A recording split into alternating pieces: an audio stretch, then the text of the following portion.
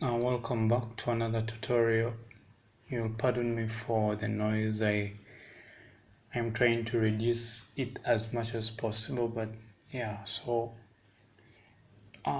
In today's tutorial or this speed drawing, I'm going to be just going through a few things on drawing, and here I'm drawing Mr.Beast, of course.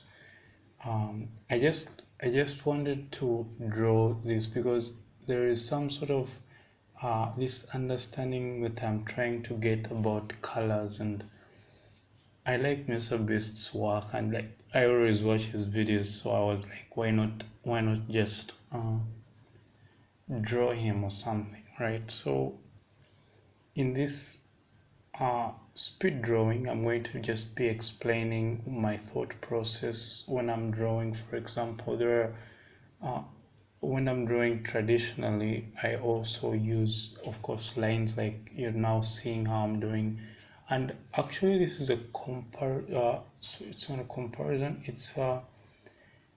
I'm taking both, like the Rayleigh, or what they call that method of drawing heads. Rayleigh's method of drawing heads. I've forgotten the name, but yeah, you get the point.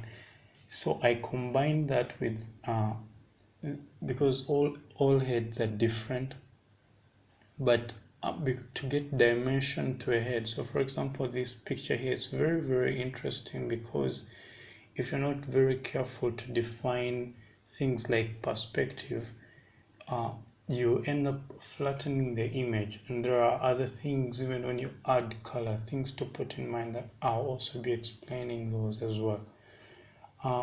But here you'll find that there are very subtle transitions between the planes, right? So because his face is rounded, it's very uh, difficult to define the planes, like the side plane of the head and the front plane of the head. So that's why you see around the brow region I've used definite lines, which I am trying to make sure that I don't lose the side plane as much as possible, because losing the side plane means that this image is going to be flattened out, and that's what I don't want, right?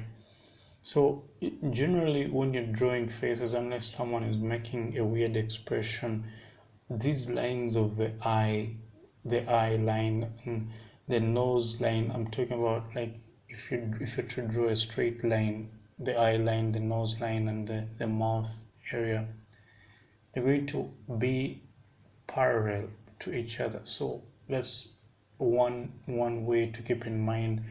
You're going to keep them parallel.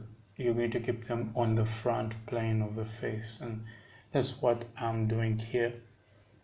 When I'm drawing, I also try not to draw one thing at a time. So for example, I can't draw eyes only and then move on to, I try to move the face together. So I try to make the parts move together so that they can harmonize together with each other.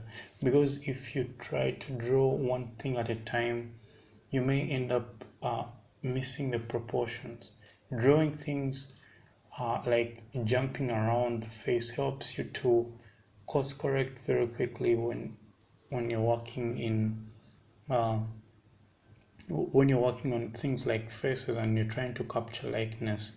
It's very helpful if you kind of jump around. Again, it doesn't mean you jump around too much that you leave the face and go to the clothes. No, but you just try to work on the face, the facial features, the eyes, nose, and the mouth.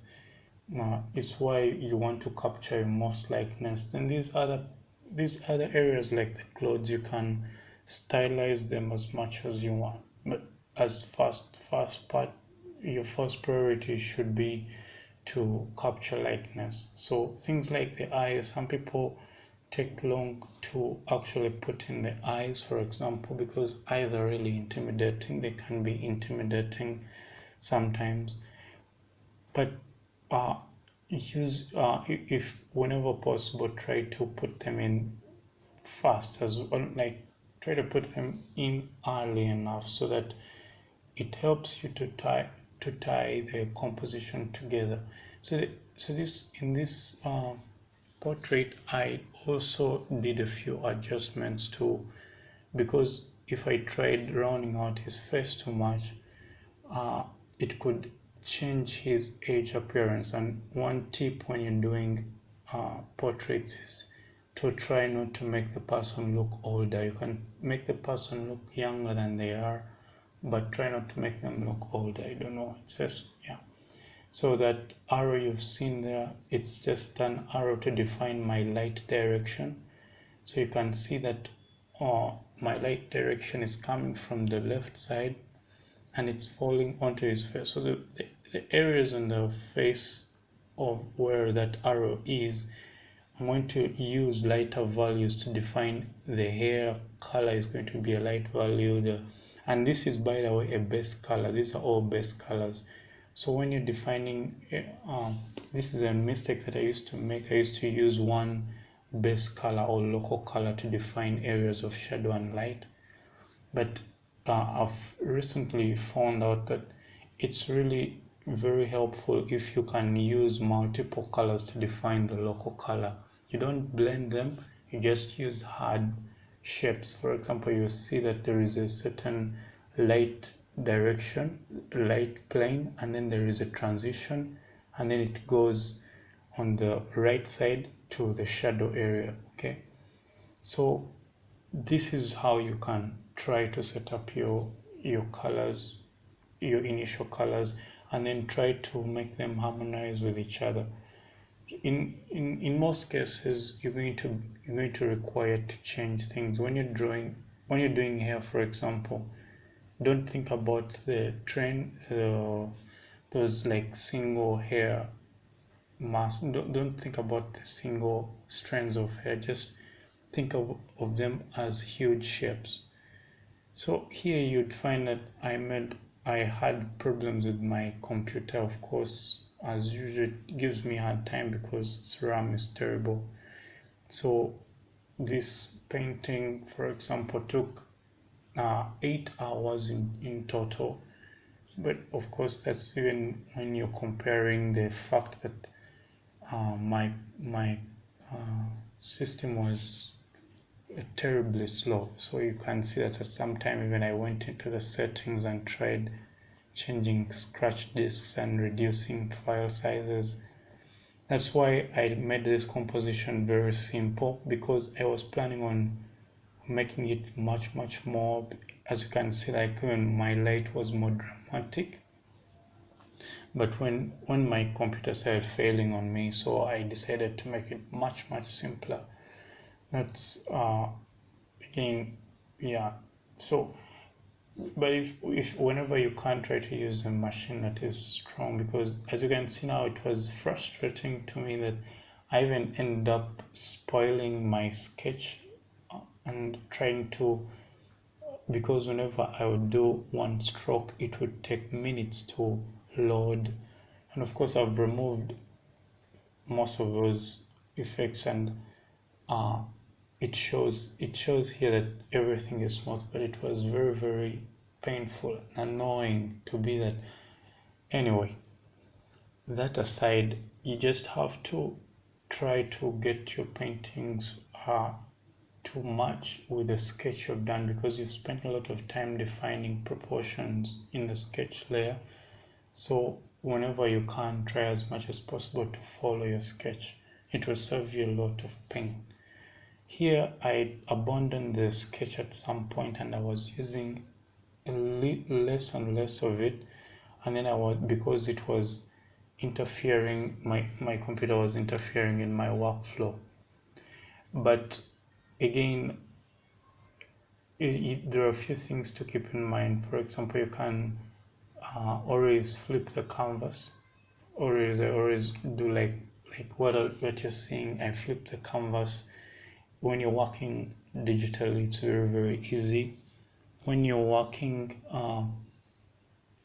non-digitally, whatever, when you're working traditionally, you could use a mirror or something, or walk away from a painting, turn it upside down, but it helps you to see things that are wrong from values to proportions. Flipping the canvas shows you exactly which proportions are wrong. So for example, this painting here, you could see that it's not exactly right, it's a little bit flat, but here you cannot see it in this view. But once you flip the canvas, then you'd see that I've flattened out these proportions, and like my line, for example, the eye line and the nose line and the mouth line, they don't really match up properly. Okay, so by flipping the canvas and working with correcting the mistakes and flipping it back, it will help tie the painting together.